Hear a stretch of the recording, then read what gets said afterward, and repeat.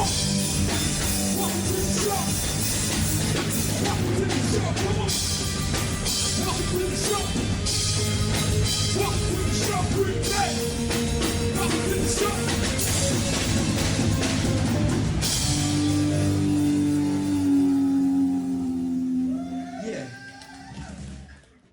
up, guys? I'm Brooke. This is my co-host. What's up, guys? I'm PiersDaBeard. We are here with a local punk band, Smart Shoppers. How you guys doing tonight?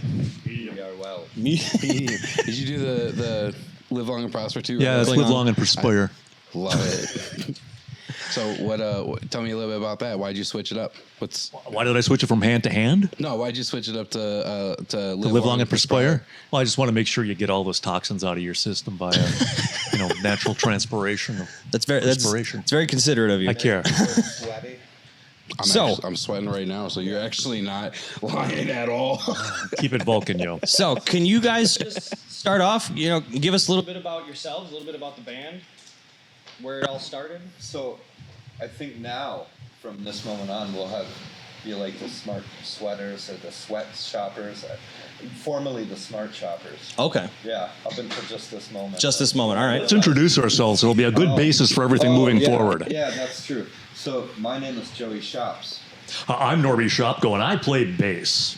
I'm Aaron Smart. I play guitar. I do the singing things and the playing with gadgets and stuff on stage. And our drummer is Josh, and he's not here. We'll answer for him because he speaks monosyllabically, if at all. Yeah, very, very little comes out of Jash. Yeah. Not to be confused with Josh. Jash? Jash. J-A-S-H. J-A-S-H. Jash. Okay. All right. Jash Thrift. He saves it all for the drums. So. All right. So Scare of the Skins. I love, you're a true drummer when you reference the Skins. I know that's always a deep cut. I'm not a real drummer. I've done it in the past, but I at least know enough about that. But when did you guys start being a band? Like, how long have you guys been together? I think we got together to honor Joe's 40th birthday, actually. That was our first show. 19. So 6 years, going on 7. August of 2000. Well, July we started practicing. Okay. We weren't a band yet. Do we need to go into that? Joe and I used to be next door neighbors. Okay. That's true. And I had quit my previous band, and I had been singing because that's what you do if you don't have any talent. Got a good voice. Without, no harm meant there, Joe. It's you know how it goes. Anyway, we were next door neighbors, and he would send me weird song lyrics in the middle of the night, and be like, what the hell's he sending me weird song lyrics in the middle of the night for? And I had been in a band, and I was singing, and I was like, I'm sick of singing. I'm too old. I'm gross. It's I've reached the statute of limitations here. I think I'm going to go back to playing bass, which is what I did when I was a teenager. So I bought a bass, and I was plunking around, and he sent me I never really thought too much about the lyrics he was sending me at 2 a.m. or whatever, other than why is he sending me song lyrics at 2 a.m? And then he sent me some stuff he did with Aaron and Josh. I'm like, this is actually pretty freaking good. And if I play my cards right, I can weasel my way into this band. And I did that. Successfully. He did There you a go. very good job of doing that. That's awesome. So 2019. So you guys just started performing, and then you probably weren't able to perform that often with COVID hitting, huh? No, which was good because we probably needed the practice, and we got to write a lot of really good songs. And we kind of started out with we were going to play one show for my birthday. That led to a band that I had flown up from San Francisco, the Control Freaks, asking us to play with them the next night at Cactus Club in Milwaukee, which was with another band that was from Indianapolis, who immediately after that show asked us to come to Indianapolis, and that was right then and there in the dressing room of Cactus Club that we were like, so do we want to be like a band? And then that was it. So we were just busy up until COVID anyway. Yeah, and I can say for one thing, I needed COVID because I hadn't played bass in a band since 1985, and I was pretty So you've been bad. playing for a But then the while. COVID thing, you sit in the basement and you just sit and play and try not to breathe each other's germs. Yeah, and but after you that, I was all right. Get back into a good rhythm doing that, though. Lock yourself in a little bit, and you find what you guys are at that point. We need a good pandemic every 5 years or so, just so bass players can improve their skills. We need that COVID break a little bit. You know It's what I'm probably saying? coming more sooner than later. And it was super helpful for us because for most of the time of it, we were neighbors, and then Jash and Aaron are brothers-in-law. So they were already, and they were working from home, whatever. So it was I'm a tattoo artist. I was shut down. I had to be shut down. So it was we were already in our circle of 8 people we have been exposed to this entire time. So we were pretty safe, and as long as none of us had it, like at first we wore the mask and we stayed out separate corners of the basement and like really stayed away from each other. But as time went on, it was like, well, I haven't seen anybody since you last week. So Right. it became that we were like the safe group that at least we can do this thing together. Right. So. Hell yeah. So what is your guys' like base inspiration when it comes to why you started playing music in the first place? Aaron, Wow. let you take this one. I like to dive deep and be like, what's your inspirations? Like, why you guys pick the type of music you pick and the type of songs that you do write? Like, If I'm talking style. specifically about the smart shoppers, I'd say the inspiration is probably more like there's everything from like I'd say 50s to 60s music to like B-movie soundtrack stuff to TV show themes, car horns. There's all sorts of weird things that just kind of creep in there after a while. Okay. I heard that all car horns in America play in the key of F. I have heard that as well. Yeah, Oh, I don't know that. I did. I did not know that. That's like our song Scratch and Dent. Yeah, and then the thing is, those McDonald's commercials where they like do like Merry Christmas or I don't know, they honk out things in traffic to each other and then everybody's not mad about the traffic anymore because they've played a song. First of all, every car would have to know what note they're playing, right? And they're not playing different. That's a lie. It's a fucking lie, let me tell you. Commercials lie, guys. Smart shoppers know. Commercials are not telling you the truth. You know, Smart I think shoppers it's, approved message. It's funny you say like the soundtrack and stuff for a lot of the stuff because I listened to the store and I immediately was like, this is an amazing song for like a getaway chase or like just a chasing scene. And I was like, man, this is going to get picked up one day in a movie. But I think when I came up with that riff, I called that song Inspector Gadget for like 2 months. So Hell yeah. love it. Love that name. Often Josh and Aaron will come up with like kind of the bass structures and be working on stuff before Norbert, I hear them at all. And so they always have working titles and then they have the actual title. And so we often know a bunch of our songs by like totally different titles that have nothing to do with each other. So That's awesome. or in Josh's case, none at all. Yeah, I don't know the titles either. Our last album, all the songs began with the letter S. So I'm, that all just sort of goes in one ear and out one ear. Like I still don't know dun dun dilly dee dee dee or and yeah. dee dee dee dun bum yeah, which one is that one? bum bum bum diddly dee dee dee diddly dee dee dee. Yeah, what is that one? was that Snap? Snack. Oh yeah, Snack. I love it. Yeah. I love that he got it. Yeah. It's Snack. Gotta get it, right? It's Snack. Yeah. So 16 songs that start with the letter S, and I think altogether we have 51 original songs in 6 years, like on vinyl, and 42 of them begin with the letter S. So when you have a set list, it can get confusing. I bet. We're heavily into sibilants. I was just say, is there a reason for all the S's?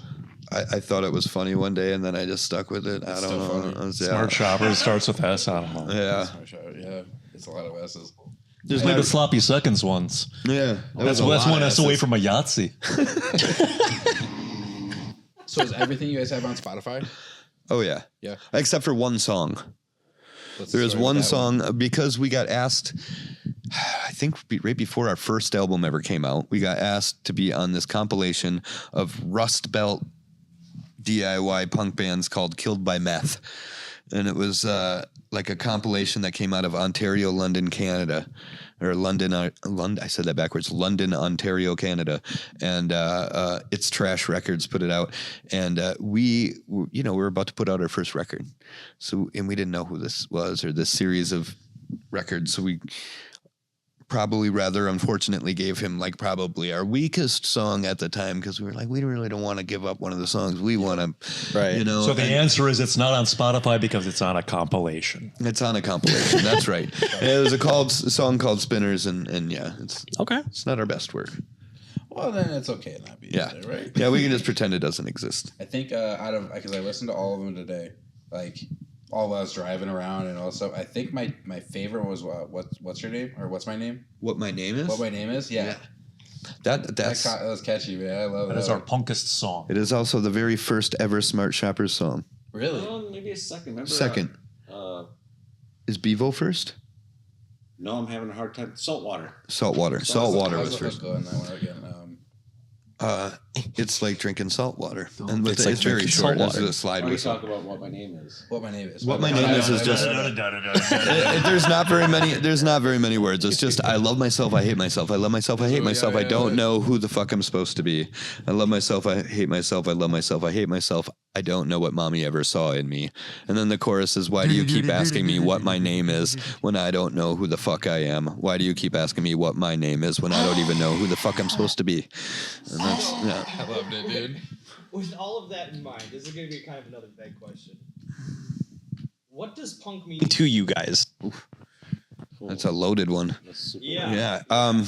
Man, it's changed probably a lot since I was a kid, and I was probably never right. I don't think anybody knows what that is. It means that you were probably not very well accepted by the cool kids in your school. At this point in time, it means you got a lot of records. Yeah, you got a lot of records. You typically like things that aren't played on the radio. I mean, almost everybody I know that's into punk is also into all sorts of underground music of every kind.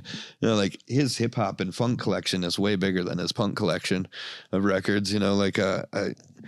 I mean, we're all kind of nuts for all different kinds of music in general, but I think in general to be a punk, at least from our old man era, meant that you were just kind of didn't fit with the rest of the people. And Rebelling against the at system. that time, especially in this town, now you could see a kid with colored hair and they could be into any kind of music and any kind of counterculture. But there was kind of like only one or two countercultures, and they all kind of mixed together at the time because there just wasn't anything else to do. And so if there was any place in town that had bands, everybody that was into anything that was weird was going to go because that's the only thing that isn't the football game going on. Yeah, it's like I've been, buying punk records since I was 14 and now 13, and that was not at all recently because I'm retired now. That was like 1979, and at that point in time, if you saw somebody wearing a T-shirt or a button of a band, you're like, okay, we're friends, me and that guy.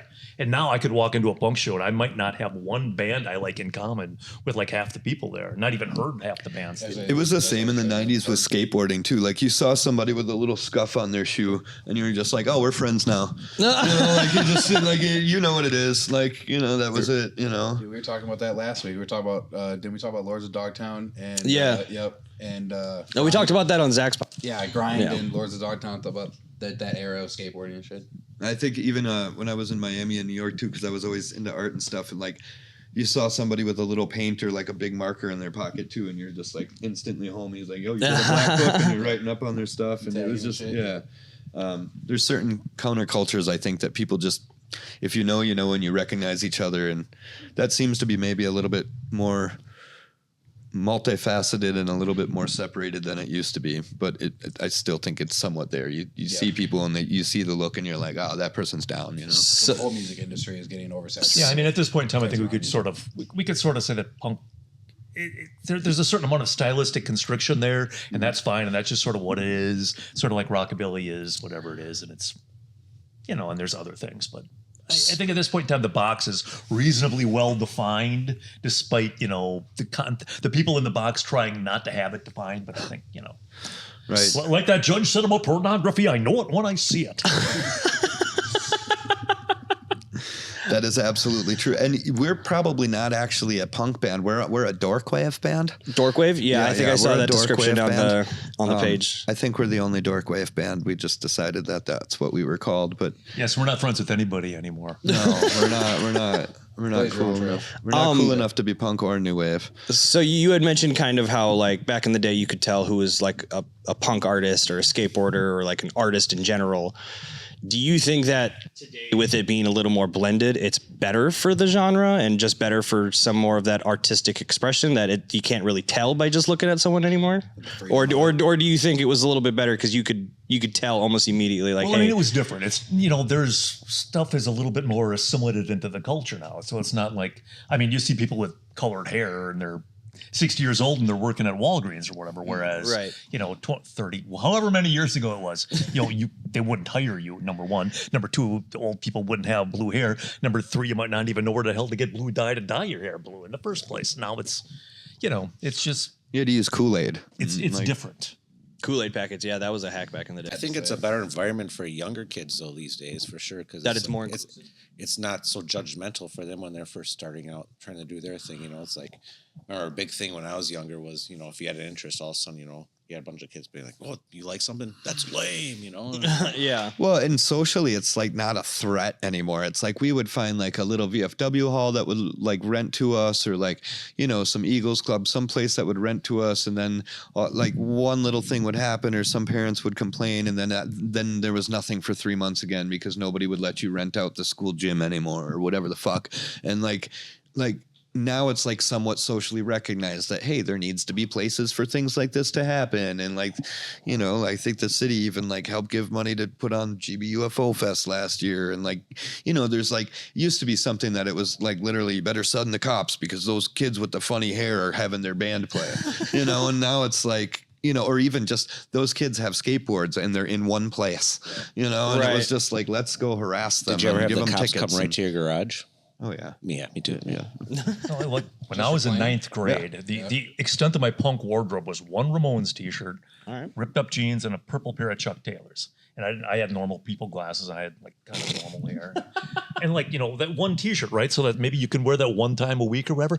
And it was like this big deal. You go to the mall, people threw every freaking conceivable object they could launch from a car window at me because I had purple shoes and a Ramones t-shirt. Like that was just the destruction of freaking society that I had this, like what the hell, you know? Yeah. And now I think at least people are over the shock of it. I apparently do not. Apparently, I have tried and failed to overthrow society, and people apparently don't take me seriously as a threat anymore when I wear my Ramones t-shirt, and my purple Chuck Taylors. Does that make you sad? You wanted to be a threat though? No, I just wish society was good and overthrown, and I wouldn't have to work at it anymore. I actually kind of pine for the days when blue hair was like the most crazy thing. Like, boy, that teenager's really troubled because they've got blue and pink hair.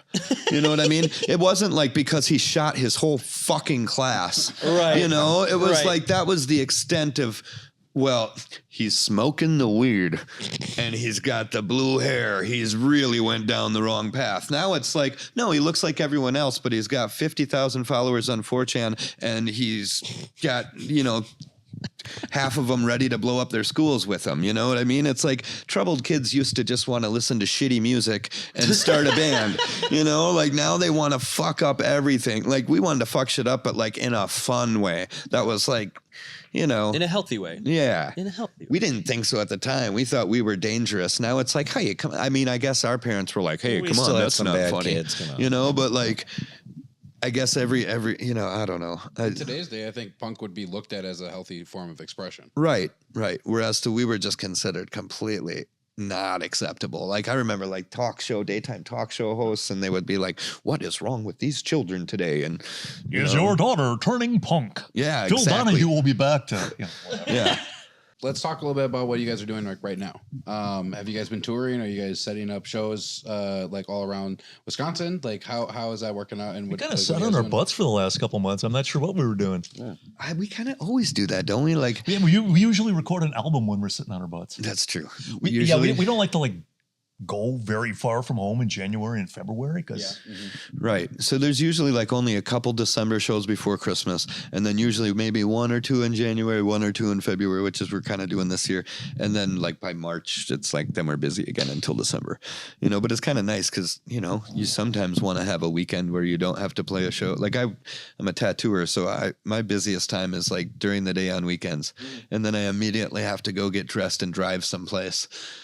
Or you know, take off work and drive 7 hours to go play someplace in 2 states away or something, you know, so it's nice. We don't really have any elaborate plans right now. I mean, we have the usual slate of gigs and things. I think the furthest away we're going is Indianapolis. We got a show booked there. Yeah.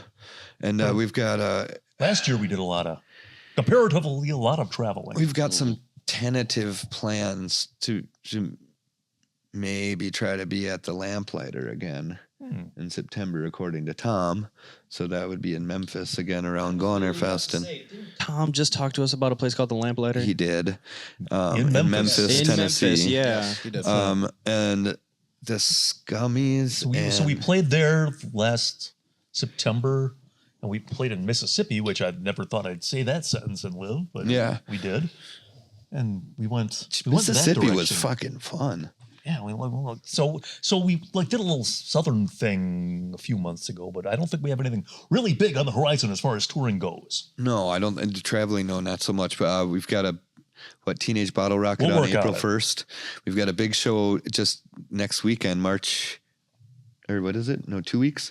March 8th, whenever March 8th is. Yep, It's a Sunday. Okay. And that's a cool show. We've got Censor Ghosts from Washington, D.C. coming back, and they're a great, really fucking weird, good band. Where's that show at? GBUFO. Sick. So they're coming from DC. Then we've got really good 3-piece from Madison called the Male Manipulators. Male as in like USPS. Sure. Male Manipulators.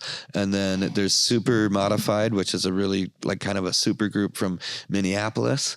And then we're gonna just start it out on that one because we invited all the bands to play.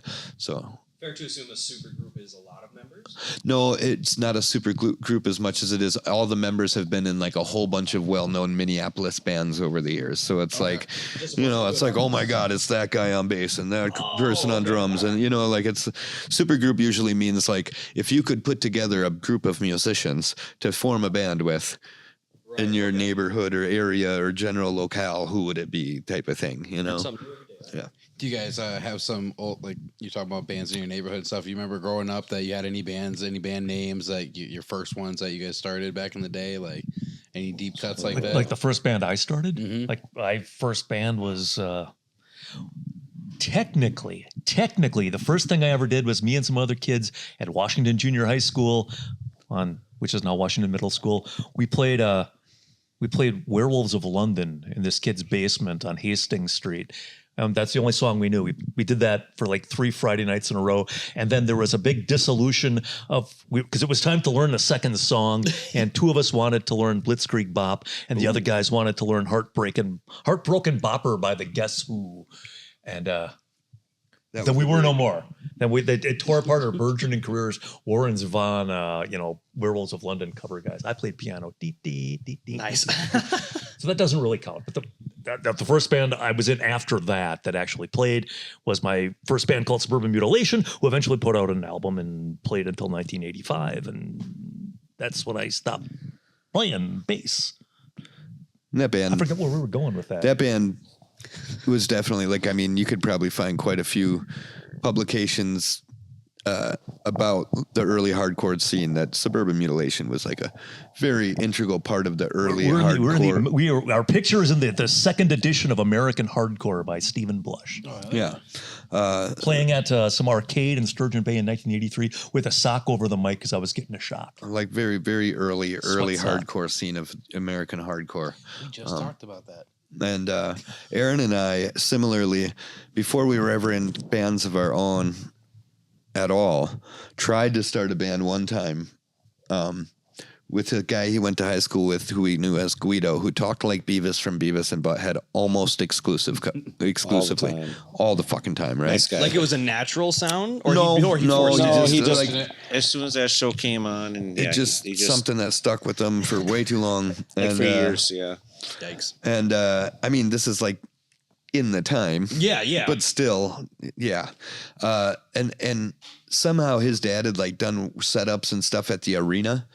And so he had his drums in his basement and he had like Poison's tripod neon green mic stands from when Poison played at the arena. I think from the Unskinny Bop era. From the Unskinny whatever Bop album era. Yeah. that was. So yeah. Really bad Poison metal band. I saw glam Poison band. at the arena, and that is when I realized that I could play bass because that guy was freaking terrible. I was like 5 people in. I'm not a Poison fan, but Tom got free tickets, and that was when they were shooting the crowd footage for every Rose. And Has those Its guys Thorn. made millions and That millions of drummer dollars. and that bass player were horrible. Yeah. I was watching. I'm like, I couldn't believe those guys. It's like they're worse than I am, and I suck. Oh, you can even listen to the record. The drummer's horrible. Yeah, it's really bad. It's awful. For sure. I It's couldn't real believe bad. it. That was an eye opener. Stand at the arena and lasers are going off. The crowd's Poison. You're like, that's what you're gonna do on bass? You look like you never picked up a fucking bass in your life. The drummer's like, drummers would do the trick back. They'd spin the stick. He'd just go like, what the hell is that? Like you're making a Dairy Queen cone or something? It was just, my God, they were. He's probably just hoping to stay in time. Checking the blizzard. Yeah. And they were bad. Yeah. They're awful. So is there one specific show that you guys like refer to as your best show or the most fun show that you've ever had? Geez. Fuck. The most fun show, huh? Well, we played at that what record would store the in venue be Mississippi to? on a Monday night. We played with yeah, TV that Repairman from Australia and Lothario from Australia, Wesley and the Boys from Nashville. Nashville. Yep. And, we played with the cello band And Long from Ohio. Yeah. Fuck, man. What a lineup. on a Monday night in Mississippi. Like, where the hell At is a this coming tiny from? little all ages record store that somehow sold beer. Like you could get cold beer, like from behind the counter where you checked out to buy your records. And they had this big, like a narrow little record store. And then it opened up into like a big courtyard and then another little like alleyway patch of grass and then an actual alleyway. So that you were like playing kind of inside, outside, like no roof, but there's concrete around you. And then there's this big out. And I mean, they had the place packed on a Monday night. Jackson, Mississippi, who knew? Like, like these, touring international bands from Australia. And then Lung is amazing. Lung is this band where Kate and Daisy, they're a drummer and like an electrified cello. Okay. And she does all the, she's a really amazing group. I just want to point out that the cello player uses the same bass head as I used when I was a teenager in Suburban Mutilation. And that's how we get that horrible fucked up sound. Oh, that's awesome. PD That's Series fucking- 400. That's awesome. Yeah. And they'll Goes be up playing, to 12. I think they might even be playing here one of the nights of GB UFO. So I don't know if they're playing here or the other. I don't know what night they're on, but they are playing GB UFO. So they'll be back during that time. But yeah, they're a great band. But yeah, Anyway, that I'll was throw a that really one good out show. there. That's a really good show. I want to say I think we that had good for shows me, in Indianapolis. I think we had good shows there. We won that best performance or whatever thing for punk rock night. There's a place in Indianapolis called the Melody Inn that's been having a punk rock night every Saturday night with bands for 25 plus years. And for like all but one of those years, they do the punk rock night awards. And so they started it the second year they started punk rock night. And somehow, not last year or the year before? Last year? I don't know. I think last year in the spring. I think it was the year before. It was from the year before, but I think we had to go in the spring to get the award. Either way, last year we ended up winning the 24 award, but we got it in the beginning of 25 for 24 Sure. of their performance of the year, which is like their biggest award. And we thought they had told us they had categories like what the fuck was that, which we fit into, or like weirdest or whatever, like just whatever things. And so we had assumed that, and we knew that if you got asked to play, especially if you had to travel 7 hours to get there, you won something.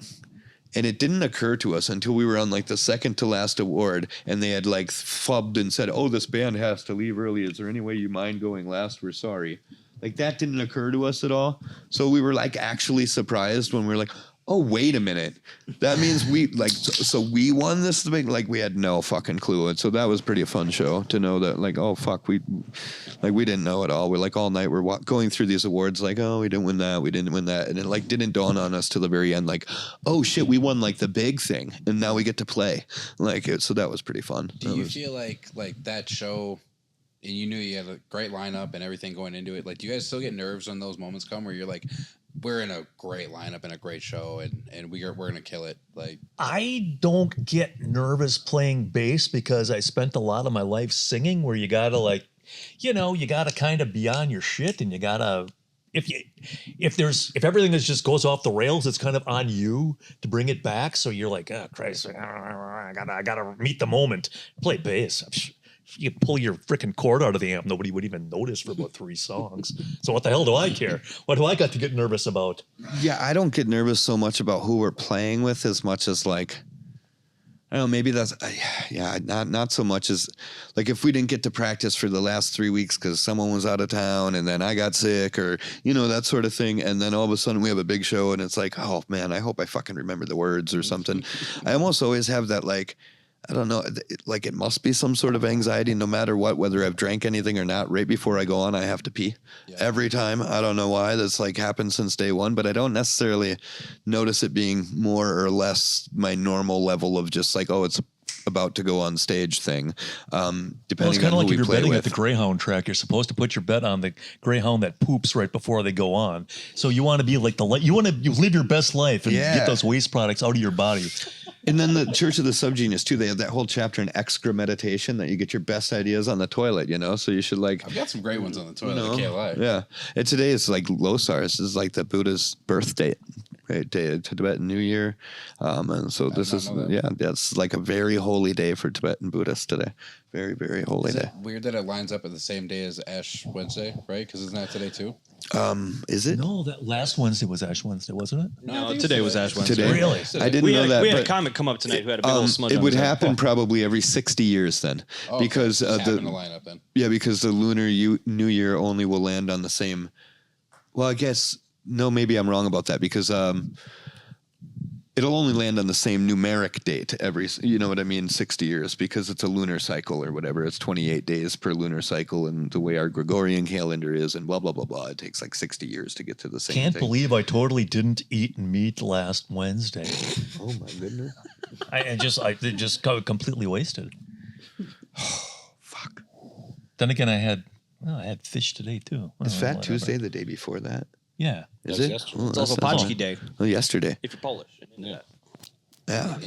I'm Polish and nobody gave me a donut. Oh, that's why Pierre had all those fucking donuts. Now I get it. So I want to hop back for a second because I pointed at him because I was waiting to get his response, but we did change topics a bit quick. First bands? Did you have like a first band had that you a had bunch really of gotten bands. into that kind of helped you get into the swing of things and think, man, I want to get into another band? Oh, it's mostly like local high school kids I went to school with. Nothing really special for a while, actually. It was kind of hard to. It's always hard finding the right combo of people. He had a yeah. lot of projects that were really fucking cool, though. Really cool. I was moved away for a lot of them, but he would like, I'd come back or he'd send me like a files or back then maybe a CD in the mail or even, or I'd come back and visit and I'd get a copy of a CD or something, and they were always like really musically cool. And him and Josh have always been like really tight in the compositions they write and stuff. But yeah, I think somehow when the four of us, we had like 4 songs when we started practicing to play that birthday show, and by like the second or third practice we had like 10. Like we had to keep saying, well, I guess we're gonna play a little longer set now, a little, like they just kept coming. Like it was like an almost effortless pursuit at first. Like it was like a good combination, I guess. So I guess we can it's fair to assume that your answers would probably line up with Tom's a bit, but did you guys have local, statewide venues that you're just like big ass thumbs up for either the work they're doing or for the space itself? Well, we like the Green Bay UFO Museum gift store and records. Hell yeah. Of course, Concert Cafe was huge. Oh, are we talking about now or later? Well, Tom had talked about ABC Boxing. They were talking about like best venues around the state, and that's. Oh, heck, go watch Green Blob. You can express it more. I really like Cactus Club when we played there. The Oh, yeah, sound Cactus is Club fucking is great. amazing. I like both the places we've played in Madison because Mickey's is like real intimate and you're like on the floor of the bar and everybody's right there. But then there's Crystal Corner where like they make a big stage over the top of this temporary stage over where the pool tables are, and all the sound stuff is kind of mounted in the ceiling, and it's like really good sound in there. And I love playing the Melody Inn in Indianapolis. Yeah, it's and I did fucking not great. mind that time we played at the State Street. Oh yeah, State Street that Pub was was fun, too. cool. Everywhere we played in State Street gotta Minneapolis be is fun, cool. man. Cloudland Theater. Lamplighter again was also very, very cool. What's that place in Milwaukee that had like was it like a ship theme or something? They had on Oh, the ceiling? Yeah, the that was Amorphic? cool. Amorphic. No, that high dive. What? Can't remember what it was. Did it start with an L? I don't know. Oh, okay. Never mind. Oh, we have a show coming up at that Pab's place in Stevens Point that's like half bicycle shop and then it becomes a bar at night somehow. Oh, Used to be the old It's a Mission dad- Coffee it's a House dad back in just the 90s. Doing his dreams, man. Yeah, and for a long time they didn't do shows for like 5-6 years, and now they're doing them again. So that's kind of cool. Okay. I think both of us had played there. You played there with the Onions, and I played there with Last Sons. Yeah, and then Boris used to play there when it was the Mission Coffee House. Yeah. Which was the 90s. But I mean, that's a cool town because, this time of year, if you play a show there, it's like over half the population or about half the population of the damn town is the college kids. And, there's not that much going on because there's not much of a town. And so if they have something like that, there's just like a lot of people show up and it's a lot of fun. So you guys are traveling quite a bit. It sounds like, at least in the last few years. Like, are you driving? You guys ever flying out, or is it always just in the car driving with the guys? We drive. Yeah. I usually do a lot of the drive. I like driving. It's like meditative or something. I enjoy driving. We don't have a van, so a lot of time it might be 2 passenger cars. Yeah, that happens too. Maybe split between people that like to smoke pot when they're driving and people that don't. That has been usually the way. Yeah. Although the pot smokers have gotten less pot smoky over the years, so it's like less of a thing, I guess. But the culture kind of dialed it back a little. But I think it just got so much stronger that it became less necessary to have to be smoking constantly to you can like hit a pen like twice and you're like, all right, I'm good for the rest of the drive. Or, the funny thing is, like, I think I can't drive that long, man. I could be like riding with people for that long, but I could not drive for that long. See, and I'm the opposite. I'll get like kind of car sick, queasy, whatever. But like, or I just fall asleep the whole time. But if I'm driving, like, you put me behind the. How long was that drive back from Jackson? Well, it was supposed to be 14 and a half hours, but it turned out to be 13 and a half hours. Because I speed. Yes. Shaved an hour and off. I never stopped to pee. I think we stopped once to pee the whole way. It was pretty nuts, yeah. Yeah. He's genuinely impressed in his Like answers. Honestly, it was crazy. the rest of the people have to really be like, I felt the weight of them like waiting me out. Like, man, that motherfucker's got to break at some point. Testing your grab a bottle at this point now. In a previous band, I drove home at the end of our East Coast tour from Philadelphia to Green Bay. That's my record, however long that is. I've done multiple, not in but I got to bands, pee in but every state. 1 pee break per state. That's my absolute requirement. That's not a bad rule. What if they're like, That's like every 5 hours. That's not bad. what if you're just like going over like 4 corners or something and it's like right there? You got to like stop right at each one. I'll deal with that situation when it Pee on presents that little itself. like marker, the geographical. Just piss on the geographical Well, I could just marker. stand in the middle and rotate. That's you know? like Arizona, Colorado. What are they? New Mexico and some. I don't know. That makes like 4 corners because they're all squared. They have this little like round geographical marker because you can like stand on With it a and then urinal be puck in the standing middle. Yeah, it's like For you can convenience. like basically stand in 4 states at the once. cherry I on remember being a teenager and going on road trips during spring break or summer break in high school to go skate because there's snow shit here and you can't skate, but you can like drive and be back home. And so we go skate. And so that was the big thing there was even a video of Barbarians at the Gate that I think gave us the idea of these kids on tour. But, you'd stop there and everybody would like ollie over 4 states or I kick flipped 4 states or, like I 180'd 4 states, man. Yeah. So I got a quick question when it comes to like how you guys actually make your songs. Like I know a lot of times your melodies are matching the lyrics and their tones and like the way that they're hitting in that same cadence. Do you make those melodies first and then they write their lyrics to those, or is it a vice versa thing? Yeah. I kind of think, a lot of surf music, I guess, is kind of an influence too. And with I've been that, thinking Rocket Power the whole time. yeah. know, So like, if you think about it, a lot of times they're like mimicking vocal lines. They'll turn a normal song into an instrumental, and a lot of times the vocal lines, they're not all over the fretboard. They're a lot of notes that are pretty close together. So. Mm-hmm. Is it purposeful that the vocal and that the guitar is at like the same level, that there's not one dominating the other? Like it almost sounds like a supporting singer almost in that. I don't ever want to blur out the vocals because I think everyone's seen enough shows where they go see the band and they're really excited, and all of a sudden the vocalist gets on and you don't hear anything Because it's the They're style, just like, Yeah. It might be the style, but it just might be the fact that they don't have the vocalist pumped up or the guitar is too loud. A lot of times the guitar can be way too loud, and then you're like, well, this guy wrote these songs about a subject here, and they come here and they play a show, and no one gets to hear what the song is about. Well, I think Kind of there's a lot of egos in a lot of bands, so that I mean, for whatever reason, it seems to be the stereotype that most guitar players just want to be the loudest thing on the stage, and it's like we're just not one of those bands. So I don't know. Not at all. The assembly line of rock and roll here goes like he and Josh work out the guitar and the drums for the most, 99% of the songs. Then Joe finds some lyrics and he throws them on there or whatever, and then I just go very last, like on the icing on the cake. I just try to find somewhere where you guys aren't.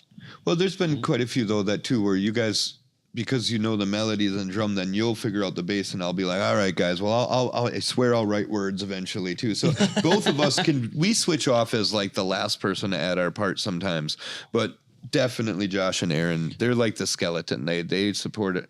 They like build all the structures kind of ahead of time, because they had been practicing and playing together like once or twice a week for a few hours a week for like 30 years already. So they're like already just locked in, and they're brothers-in-law, you know, they're like, they're locked in. I feel like you can hear it in the foundations of the songs. Like, they're very strong melodies.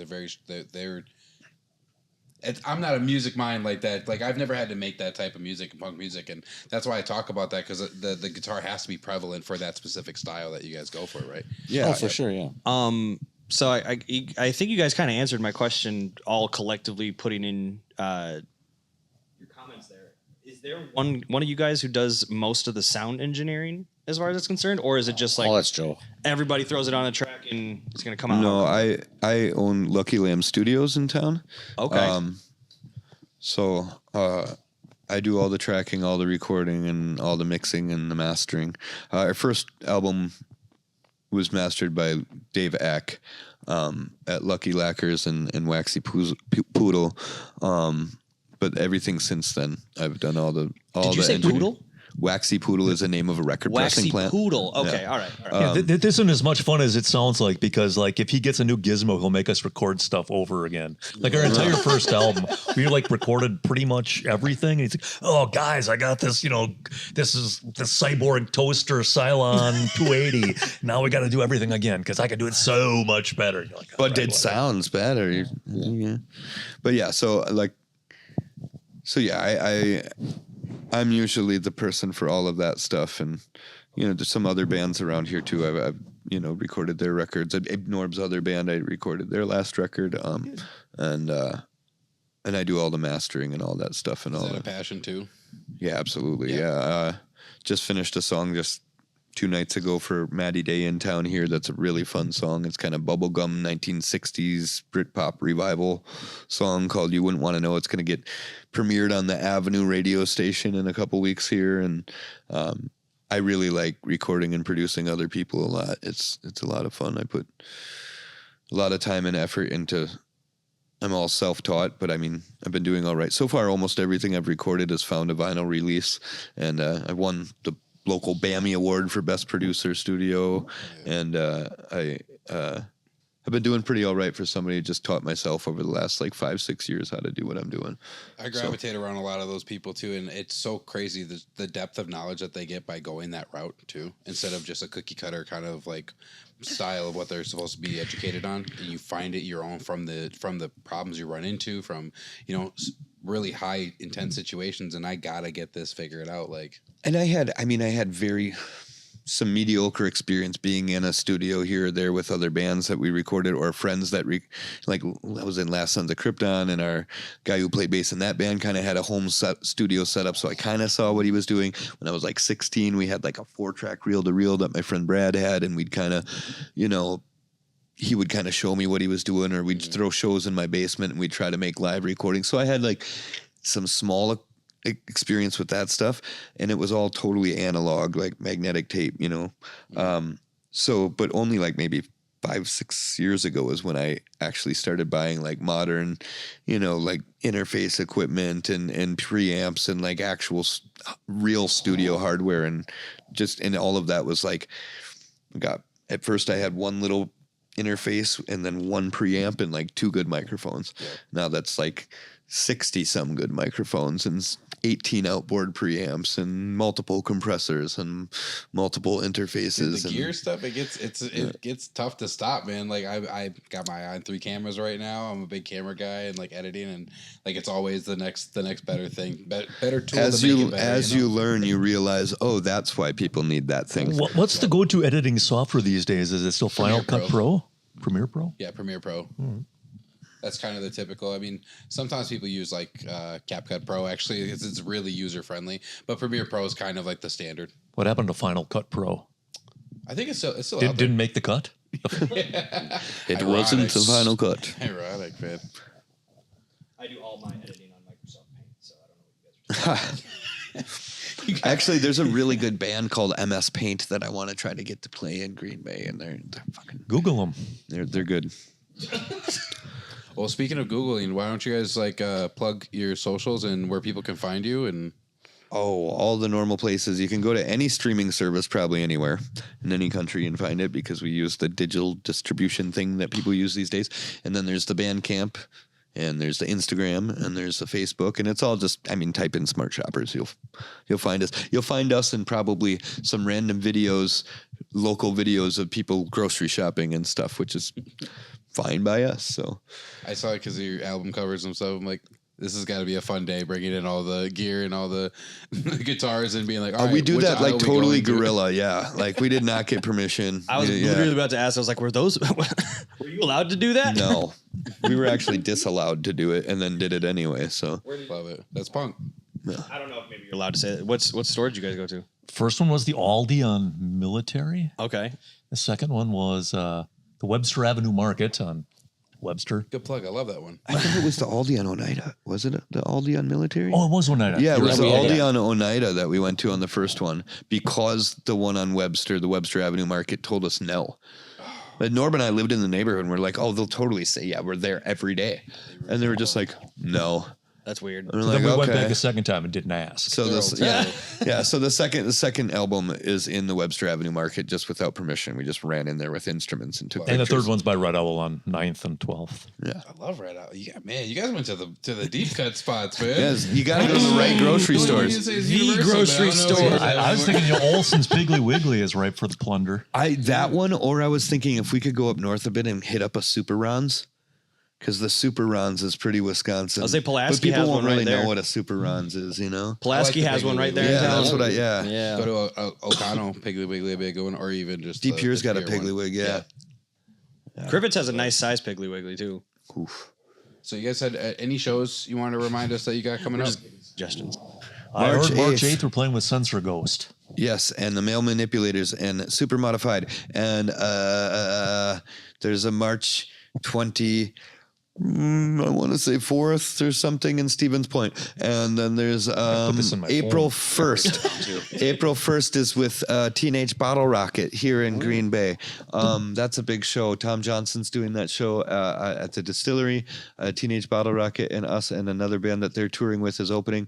And then there's after that, I'm not sure. I think there's a different April show that we just said yes to, but I don't remember what it is because it just happened. And then there's a couple in May already. There's May 2nd, I believe, is a really cool one. We have, When's the March show in Stevens Point, Sonny? I don't know. I'll have to look up Jim Okay. Führer's messages in a little bit. But anyway, But I'm sure you guys will announce those shows on your platforms. probably prior. terribly Don't- late. Yes. Probably terribly late, but it will be announced on the Don't be platforms. so confident that's not on my calendar. And as a freaking virtual senior citizen, if it ain't on here, I don't remember There's it. a good reason why. Okay. All right. Because we didn't know if we had to play that certain show with that certain band that is All right, headlining keep UFO. Anyway, and then May 2nd. May 2nd is a cool show because we have really good friends of ours, two bands from Indianapolis, Lousy Sue, who are fucking great, and May? Is it May 2nd? The first weekend in May, first Saturday in May. Yeah, I know. All right. Yeah, you got that one. I Yeah, have a bunch of yeah. these too. I So wrote with down. Lousy Sue and the other band is called Mr. Clit and the Pink Cigarettes. Mr. Clit and the Pink Cigarettes are fucking amazing. I think that's my new favorite band name.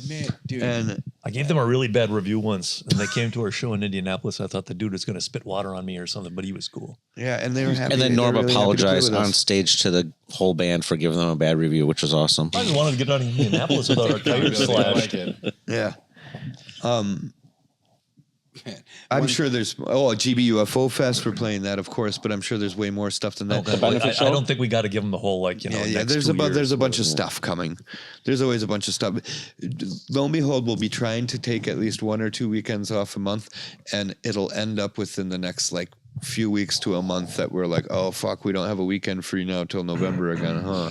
So like that's how it's been since we started as a band, which must be good news. So we're gonna hope that stays going, I guess. I mean, deep down, that's really what you guys want. Is Yeah. to keep going. If it's keep growing, then keep going. We've been lucky enough that like other than when we like bands ask one of us to help set up a show for them to come to town or something because they're coming through the area, we've never really had to ask to play anywhere or to be on a show. We've been lucky enough to have people, smart shopping, so supply and demand, and luckily we've been able to supply the demand so far, and there has been a demand to supply. So that We has definitely been had good. demand. You guys did supply it. Yeah. We definitely wanted you guys on. And it's funny this whole time, the amount of names that you've said for different bands. So one thing about punk is it's never a shortage of crazy band names that you're gonna love, man. Tom's episode prepared me for this episode, so I was a little more prepared. Man, he has. I can't believe the vault though. Yeah. To keep all of those, Yeah. and just ring them. I was like, that's amazing, man. This guy has been writing for music magazines and reviewing punk records for like, I don't know, At least 100 years. yeah, however long it is. And yeah, from Maximum Rock and Roll to Razor Cake and his own Sick Teen magazine way back in the day. And I don't know any bands, though. usually when I don't know something about music, I can ask either of these two people, and that's where my answer is. They know. Like my entire life, or almost my entire life, I have known both of these guys. Like he was the best man at my wedding. He's the guy who gave the vows and did the ceremony. He officiated the wedding. You know what I mean? So like, in general, I know stuff about music at all, probably because I'm friends with guys like these guys and Tom and people who know so much more. I'm like more of an art nerd that I tattoo and draw pictures on people who just happens to have always been best friends with like really good musicians who every once in a while are like, we don't have a singer, can you do it? And I'm like, not really, but I'll try. Right. And that's usually how I can't sing. I just can throw myself around and act like an idiot. But it's the chemistry that you guys have. Like to your point, like it's about having the right people and having that actual feel that you're like, yep, we're onto something real right now.